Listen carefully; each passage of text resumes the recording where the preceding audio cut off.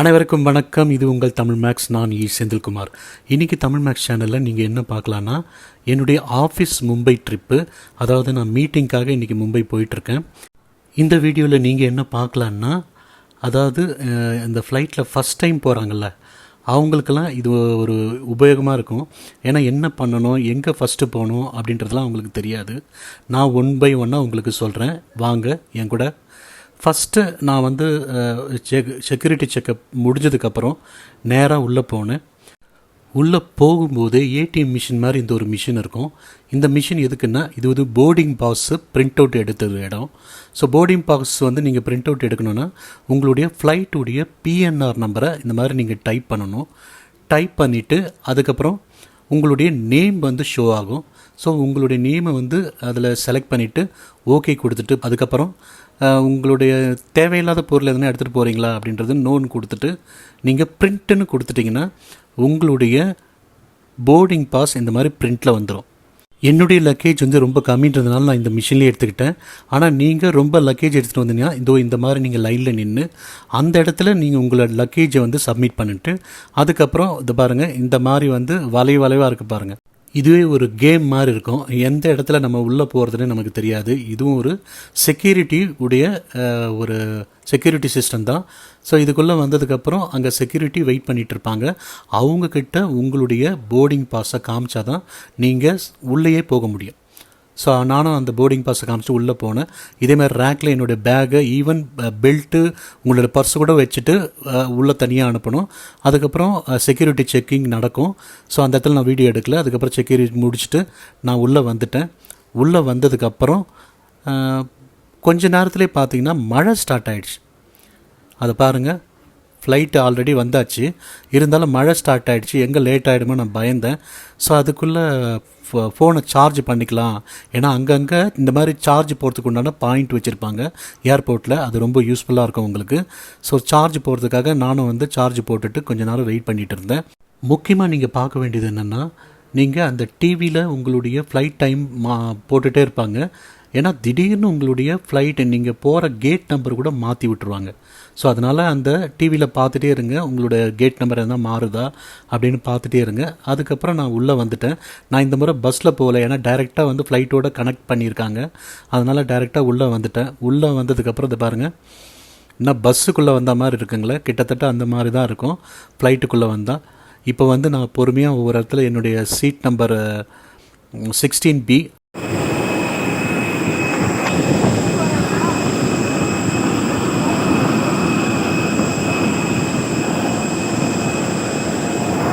இப்போ பார்த்தீங்களே, அதுதான் ஃப்ளைட்டோட இன்ஜின். ரொம்ப சத்தம் அதிகமாக இருந்ததில்ல.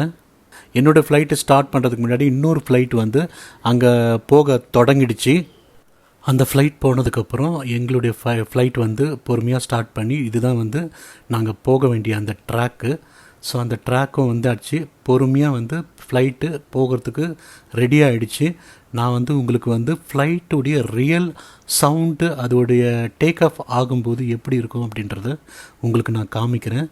நீங்கள் பாருங்கள், அதோடைய சவுண்டு ரொம்ப வேகமாக வந்து போயிட்டுருக்கோம். இதை பாருங்கள், காமிக்கிறேன்.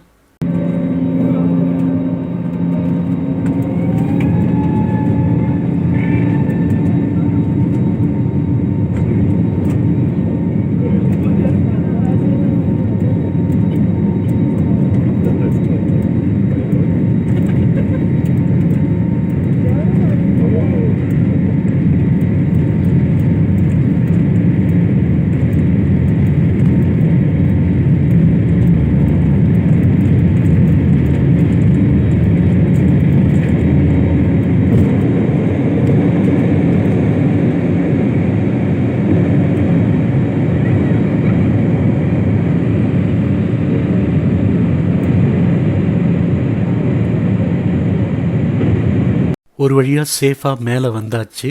மேலே வந்தது அதாவது ஃபஸ்ட் டைம் போகிறவங்களாம் பார்த்தீங்கன்னா ரொம்ப பயப்படுவாங்க. ஏன்னா வந்து அது டேக் ஆஃப் ஆகும்போது உண்மையாகவே பெரியவங்களாக இருந்தாலும் அந்த பயம் நமக்கு இருந்துக்கிட்டே இருக்கும்.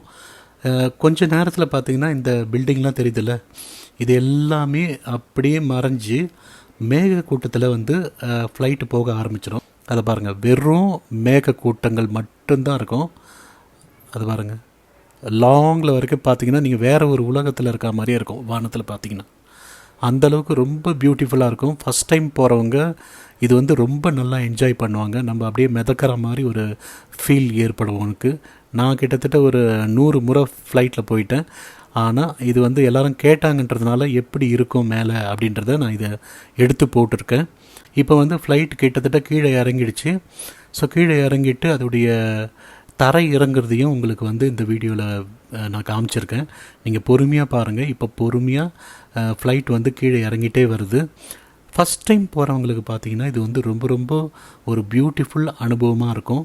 மேலே போகும்போது ஒரு பயம் இருந்தாலும் கீழே வரும்போது அதே பயம் உங்களுக்கு வந்து திருப்பியும் வரும். ஏன்னா கீழே கீழே இறங்குற வரைக்கும் உங்களுக்கு அந்த பயம் இருந்துக்கிட்டே இருக்கும்.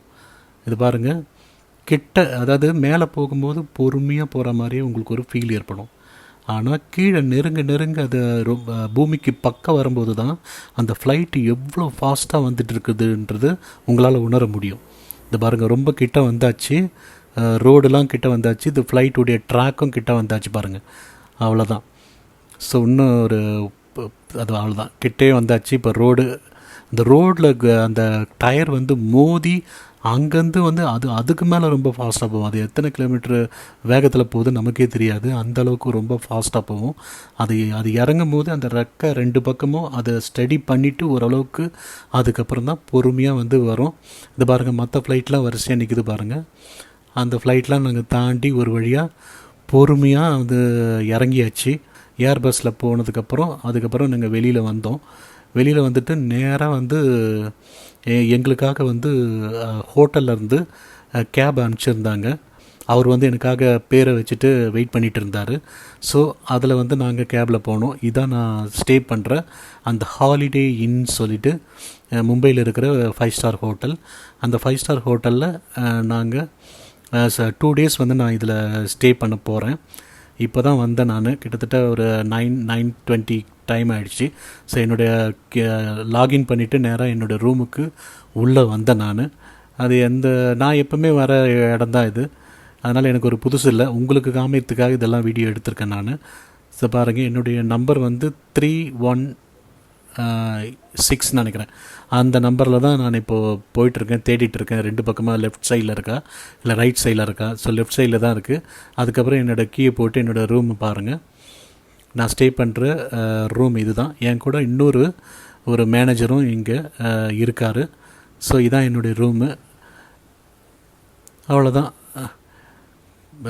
ரூமுக்கு வந்தது ரொம்ப டயர்டாக இருந்தது. ஸோ அதை விட எனக்கு வந்து ரொம்ப பசியாக இருந்தது. ஸோ உடனே என்னுடைய பேகு எல்லாமே நாங்கள் வச்சுட்டு நாங்கள் நேராக எங்கே போனோன்னா சாப்பிட்றதுக்காக ஹோட்டலுக்கு போனோம். ஏன்னா பக்கத்தில் இந்த 5 ஸ்டார் ஹோட்டலில் எங்களால் சாப்பிட முடியாது. ஏன்னா நைட்டில் அந்த பேக்கேஜில் நைட் டின்னர் எங்களுக்கு இல்லை. அதனால் சக்கரா ஹோட்டல் அப்படின்றதில் போனோம். ஸோ என்னோடய ஃப்ரெண்டு வந்து இந்த பூரி, உருளைக்கிழங்கு இந்த மாதிரி ஆர்டர் பண்ணார். எனக்கு வந்து ரைஸ் ஐட்டம் பிடிக்குன்றதுனால நான் ஒரு வெஜிடபிள் ரைஸ் வந்து ஆர்டர் பண்ணி அங்கே சாப்பிட்டோம். ரொம்ப டயர்டாக இருந்ததுனால உடனே சாப்பிட்டு படுத்துட்டோம். ஸோ மறுநாள் காலையில் பார்த்திங்கன்னா மழை. நேற்று நைட்டு ஃபுல்லாக வந்து ஒரே மழை. ஸோ மழை அங்கே பயங்கரமாக வந்து மும்பையை நான் கேட்டேன்னா அவங்களுடைய சீசனாம் இது. ஸோ இந்த ஆகஸ்ட் மாதன்றது அங்கே மும்பையில் தொடர்ந்து மழை பெஞ்சிக்கிட்டே இருக்குது. ஸோ அதுவும் பார்க்குறதுக்கு நான் வந்து ரூம்லேருந்து வெளியில் பார்க்குறதுக்கு ரொம்ப அழகாகவே இருந்தது. மீட்டிங் கிளம்பியாச்சு. மீட்டிங்கில் என்ன நடக்க போகுதுன்னு தெரியல. மீட்டிங் முடிச்சுட்டு அதுக்கப்புறம் சந்திப்போம். ஸோ என்னுடைய ரூம்லேருந்து நான் கிளம்பிட்டு நேராக என்னுடைய பேகை வந்து என்னுடைய மீட்டிங் ஹாலில் வச்சுட்டு அதுக்கப்புறம் பிரேக்ஃபாஸ்ட்டுக்கு போகலான்னு நான் சொல்லிட்டு முடிவு பண்ணேன். ஸோ அதனால் நான் இப்போ என்னுடைய பேக்கை வைக்க தான் என்னுடைய மீட்டிங் ஹாலுக்கு போயிட்டுருக்கேன். ஸோ மீட்டிங்கிறது இது வந்து சேல்ஸ் மீட்டிங்கிறதுனால பயங்கரமாக இருக்கும்.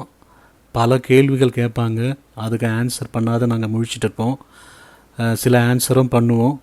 அதனால் இந்த மாதிரி ரிவ்யூ மீட்டிங்னாவே எனக்கு வந்து எனக்கு மட்டும் இல்லை, இங்கே வர எல்லா மேனேஜர்ஸ்க்கும் ரொம்ப பயமாக தான் இருக்கும். ஏன்னா அந்தளவுக்கு கேள்விகளாலேயே அவங்க தொலைச்சி எடுத்துருவாங்க. ஸோ இதுதான் வந்து இந்த மீட்டிங் ஹால் கிட்ட வந்துட்டோம். நான் ஜஸ்ட்டு மீட்டிங் ஹாலை காமிச்சிட்டு உங்களுக்கு வந்து திருப்பியும் வந்து பிரேக்ஃபாஸ்ட்டுக்காக நம்ம போகலாம். ஸோ இதான் என்னுடைய மீட்டிங் ஹால். இங்கே தான் வந்து அந்த போர்டு மீட்டிங் நடக்கும். ஸோ அதுக்கப்புறம் வந்து மீட்டிங் ஹால் பார்த்துட்டு அதுக்கப்புறம் நான் வந்து பிரேக்ஃபாஸ்ட் எடுக்க கீழே வந்துட்டேன். ஏன்னா பிரேக்ஃபாஸ்ட்டு இந்த 5 ஸ்டார் ஹோட்டலில் ஆல்ரெடி எங்களுக்கு இருக்குது. ஸோ எல்லாரும் விதமாக அங்கே சாப்பிட்டுட்ருக்காங்க. நான் சவுத் இண்டியன்ன்றதுனால இட்லி தோசை அதுதான் எனக்கு பிடிக்கும். அதனால் அதுதான் நான் ஆர்டர்லாம் பண்ணல. நம்மளே வந்து பஃபே சிஸ்டத்தில் நம்ம எடுத்துக்கலாம். ஆனால் இங்கே நீங்கள் சீட்டில் உட்காந்து கூட உங்களால் ஆர்டர் பண்ண முடியும். அதுக்கப்புறம் வந்து மீட்டிங் ஸ்டார்ட் ஆகி நடுவில் பிரேக் விட்டாங்க. அந்த பிரேக் டைமில் தான் இந்த ஹோட்டலுடைய லாபியை வந்து உங்களுக்கு காமிக்கிறேன். அது பார்க்குறதுக்கே அந்த ரொம்ப அழகாக இருக்கும். அதுக்கப்புறம் நாங்கள் பொறுமையாக திருப்பியும் மீட்டிங்குடைய லன்ச் டைம் வந்தாச்சு. மீட்டிங்கு ரொம்ப பயங்கரமாக போச்சு.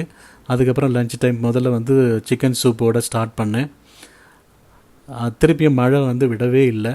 ஸோ சிக்கன் சூப்பு சாப்பிட்டு முடிச்சதுக்கப்புறம் அங்கே வந்து இந்த மீன் வறுவல் என்னென்னமோ இருந்தது.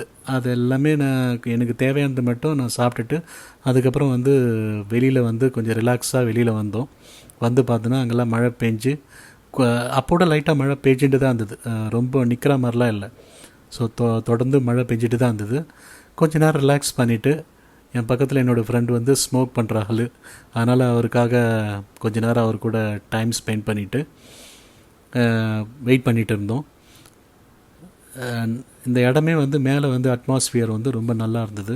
உங்களுக்கு அதுக்கு மேலே ஸ்விம்மிங் பூல் இருக்குது. அது அப்புறமா உங்களுக்கு காமிக்கிறேன். ஒரு வழியாக ஃபஸ்ட்டு டே மீட்டிங் முடிஞ்சாச்சு. கொஞ்சம் ஓகே தான், பரவாயில்ல. ஆனால் செகண்ட் டே என்ன நடக்கும்னு தெரில. அகெயின் என்ன நடக்குது பார்ப்போம். மீட்டிங் முடிச்சதுக்கப்புறம் நம்ம திருப்பியும் பார்ப்போம். மீட்டிங் முடிஞ்சதுக்கப்புறம் நாங்கள் திருப்பியும் வந்து அதே ஹோட்டல் சுதர்சன் ஹோட்டலுக்கு போயிட்டு பஞ்சாபி தாலி வந்து ஆர்டர் பண்ணியிருந்தோம். உண்மையாக வந்து அங்கே நல்லா இருந்தது. பூரி வித் ரைஸோட ரொம்ப ரொம்ப நல்லா டேஸ்ட்டாக இருந்தது. அதை சாப்பிட்டு முடிஞ்சதுக்கப்புறம் படுத்து தூங்கிட்டு அதுக்கப்புறம் மார்னிங் திருப்பியும் வந்து மேலே போகணும். மேலே பார்த்திங்கன்னா ஸ்விம்மிங் பூல் இருந்தது. ஸ்விம்மிங் பூலில் குளிக்கலாம் அப்படின்னு பார்த்திங்கன்னா மழை நிற்கவே இல்லை. ஸோ 2 நாளாக மழை தொடர்ந்து இருந்துக்கிட்டே இருந்தது. ஸோ அதனால் நாங்கள் என்ன பண்ணோன்னா இப்போ குளிக்கிறதுக்கு நேரம் இல்லை. ஸோ கொஞ்ச நேரம் அங்கே ஒரு 10 மினிட்ஸ் ஸ்பெண்ட் பண்ணிவிட்டு திருப்பவும் நேரம் வந்து மீட்டிங் வந்துட்டோம். ஸோ மீட்டிங் முடிஞ்சதுக்கப்புறம் ஸோ இது வந்து என்ட்ரன்ஸ்லேயே வந்து அழகாக இந்த மாதிரி ஒரு வரவேற்பு மாதிரி இருந்தது. அங்கே வந்து இந்த மாதிரி ஃபோட்டோஸ் எல்லோரும் எடுத்துக்கிட்டோம். அதுக்கப்புறம் மீட்டிங் முடிஞ்சதுக்கப்புறம் நாங்கள் நேராக வந்து செக் அவுட் பண்ணிவிட்டு ஒரு 5:30 இருக்கும்னு நினைக்கிறேன். அந்த 5:30க்கு நான் திருப்பி வந்து வெளியில் வந்துட்டு இந்த பாருங்கள் நாங்கள் கேபுக்காக வெயிட் பண்ண ஆரம்பிச்சிட்டோம். ஸோ கேப் பிடிச்சி நேராக வந்து ரிட்டன் திருப்பியும் மும்பையுடைய ஏர்போர்ட்டுக்கு போயிட்டோம். ஸோ ஏர்போர்ட்டுக்குள்ளே செக்யூரிட்டி செக்இன் முடிஞ்சதுக்கப்புறம் உள்ளே வந்தோம்.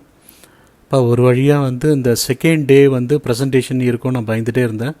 ப்ரெசன்டேஷன் லாஸ்ட்டு 2 ப்ரெசன்டேஷன் இருந்தது. இப்போது இந்த முறை வந்து சென்னை ப்ரெசன்டேஷன் இல்லை. அதனால் வந்து கொஞ்சம் நிம்மதியாக வந்து நாங்கள் வந்து ஊருக்கு கிளம்ப ஆரம்பிச்சிட்டோம். ஸோ மும்பை ஏர்போர்ட்டுக்கு கொஞ்சம் ஒரு 4:30க்கு மீட்டிங் முடிஞ்சுது. நாங்கள் அங்கேருந்து கேப்லாம் பிடிச்சிட்டு இங்கே மும்பை ஏர்போர்ட் வர்றதுக்கு கிட்டத்தட்ட ஒரு 5:30 6 o'clock மேலே ஆகிடுச்சு. ஏன்னா 45 மினிட்ஸ் கிட்ட ஆகும் அங்கேருந்து இங்கே வர்றதுக்கு. ஸோ அதுக்கப்புறம் வந்து கொஞ்ச நேரம் வந்து வெயிட் பண்ணிகிட்டு இருந்தோம். நாங்கள் மும்பை ஏர்போர்ட்டில் வெயிட் பண்ணிகிட்டு இருக்கும்போது திடீர்னு பார்த்தா நம்ம தமிழ் ஆக்டர் வந்து நம்ம அருண் பாண்டியன் வந்து என்னுடைய ஃப்ளைட்டில் வந்துட்டு இருந்தார். அவரை ஃபோட்டோ எடுக்கல, அவரை டிஸ்டர்ப் பண்ண வேணாம்னு சொல்லிவிட்டு நாங்கள் திருப்பியும் போயிட்டு நேராக ஃப்ளைட்டுக்குள்ளே போக ஆரம்பிச்சிட்டோம். ஸோ ஃப்ளைட்டுக்குள்ளே போயிட்டு உட்காந்துட்டு ரொம்ப டயர்டாகவே இருந்தது. இப்போ நாங்கள் கிளம்பும் போது ரொம்ப டயர்டாக இருந்தது. எப்படா வீடு வரும் அப்படின்ற மாதிரி இருக்குது. இன்னொரு விஷயம், அதாவது ஃபஸ்ட் டைம் ஒரு 4-5 டைம் போகும்போது வந்து அது எக்ஸைட்மெண்ட்டாக இருக்கும். ஆனால் என்ன மாதிரி ஆட்களுக்கெல்லாம் நான் வந்து பல முறை நான் ஆல்ரெடி சொன்ன மாதிரி 100 முறைக்கு மேலே போயிட்டு வந்துட்டேன். எனக்கெல்லாம் வந்து இது வந்து ஒரு பெரிய சலிப்பு தான் ஏற்படுத்தும். இப்போ ஃப்ளைட்டில் போகிறது எப்போ வீடு வரும்ன்ற மாதிரி இருக்கும்.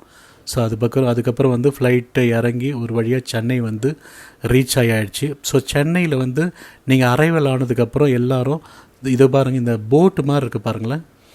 இந்த இடத்துல தான் வந்து இதை தாண்டி தான் வந்து அவங்க வீட்டுக்கு எல்லாருமே போவாங்க. இது ஒரு நீங்கள் அடையாளமாக வச்சுக்கலாம். இந்த வழியை தான் நீங்கள் போயிட்டு லிஃப்ட்டில் கீழே இறங்கி அதுக்கப்புறம் எல்லோரும் வந்து போவாங்க. இந்த அனுபவம் வந்து ஒரு புதுசாக இருந்திருக்கும். ரொம்ப யூஸ்ஃபுல்லாக கூட இருந்திருக்கும். எப்படி நீங்கள் ஃப்ளைட்டில் போகலாம், எங்கெங்கே என்ன பண்ணணும் அப்படின்றதான் நீங்கள் தெரிஞ்சிருக்கலாம். இந்த முறை நான் போகும்போது ஏர் பஸ்ஸில் நான் போகல. ஏன்னா வந்து போகும்போதும் சரி வரும்போதும் சரி அது டைரெக்டாக வந்து ஃப்ளைட்டோட கனெக்ட் ஆகிடுச்சு. ஸோ பஸ்ஸு பிடிச்சி நம்ம வந்து திருப்பியும் ஃப்ளைட் கிட்ட போயிட்டு அதை பண்ண வேண்டிய அவசியம் வந்து இந்த ட்ரிப்பில் ஏற்படலை. ஒரு வழியாகவே சீக்கிரமாகவே போயிட்டு சீக்கிரமாகவே வந்துட்டோம் நாங்கள் ஃப்ளைட்டில். ஸோ ஃப்ளைட்டு நீங்கள் இறங்கினதுக்கப்புறம் இந்த மாதிரி இந்த பிளேஸ் வந்து டவுனில் நீங்கள் இறங்கினதுக்கப்புறம் லெஃப்ட் ஹேண்ட் சைடு பார்த்தீங்கன்னா உங்களுக்கு வந்து உங்களுடைய லக்கேஜ் உடைய நீங்கள் பிக்கப் பண்ணுற இடம் வரும். இது பாருங்கள், லக்கேஜ் ஒன்று ஒன்று அந்த வந்துட்டுருக்கு பாருங்கள். ஸோ யாருடைய லக்கேஜ் நீங்கள் ஆல்ரெடி கொடுத்துருந்தீங்களோ இந்த இதில் அவங்களே அனௌன்ஸ் பண்ணிடுவாங்க ஃப்ளைட்லேயே. அங்கே வந்துடும். அங்கே வந்ததுக்கப்புறம் அந்த லக்கேஜை நீங்கள் எடுத்துக்கிட்டு நீங்கள் வெளியில் வரலாம். வெளியில் வரும்போது நீங்கள் டைரெக்டாக வந்து அந்த கேபு வந்து உங்களால் இங்கே கேபு வராது. ஸோ அவங்களே வந்து ஃப்ளைட்டில் வந்து இந்த மாதிரி வந்து ஒரு ஷேர் ஆட்டோ மாதிரி அவங்களே வந்து அரேஞ்ச் பண்ணியிருப்பாங்க. அந்த ஷேர் ஆட்டோவில் நீங்கள் ஏறி நேராக வந்து ஏரோ ஹப் அப்படின்ற ஒரு இடத்துக்கு, அதாவது கேபுங்கெலாம் நிற்கிற இடம் அது.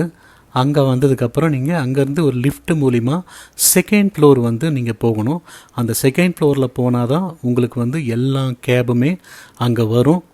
அங்கேருந்து நீங்கள் கேப் வந்து ஏறிட்டு நீங்கள் நேராக உங்கள் வீட்டுக்கு போகலாம். இந்த 2 days மும்பை ட்ரிப்பு உங்களுக்கு பிடிச்சிருக்கும்னு நான் நம்புகிறேன். ஏதாவது உங்களுடைய கருத்து தெரிவிக்கணுன்னா நீங்கள் கமெண்டில் பதிவிடுங்க. கண்டிப்பாக நான் எல்லாத்துக்கும் ஆன்சர் பண்ணுறேன். இதோ அந்த ஏர் ஹப்புன்னு சொல்லிட்டு அந்த இடம் வந்தாச்சு. இதுதான், இந்த இடத்துல தான் கேப் வரும். நீங்கள் கேப் ஏறிட்டு உங்கள் வீட்டுக்கு போகலாம். எல்லாருக்கும் நன்றி.